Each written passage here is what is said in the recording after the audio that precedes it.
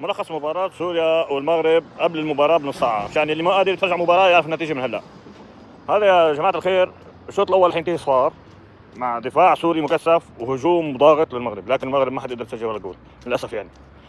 فبالشوط الثاني حينزلوا الفريقين، سوريا كمان حتعتمد على الدفاع، لكن حيكون في عندها يعني هجوم أقوى من الشوط الأول. الشوط الأول حيكون هجوم يعني نادر، حيكون كله تركيز على الدفاع، بس الشوط الثاني حيصير ينفرد شوي المنتخب السوري وحيخطف هدف هجمة مرتدة يعني بأول ربع ساعة من المباراة.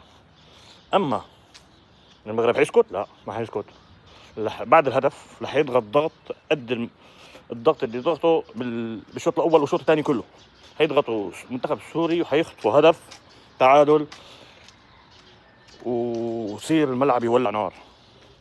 حتنتهي الشوطين بالواحد واحد، وحتخلص المباراة كلها بالتعادل. حيروحوا ضربات جزاء، المنتخب السوري حيربح في ضربات الجزاء، وهارد لك المغرب ومبروك لسوريا للتأهل للنصف النهائي. وسامحونا يعني اخواتنا بالمغرب، سامحونا يعني. خلاص، نصيحة لا ترجعوا مباراة وتزعلوا، ورجعوا لي بعد المباراة وشوفوا شو حتكون النتيجة.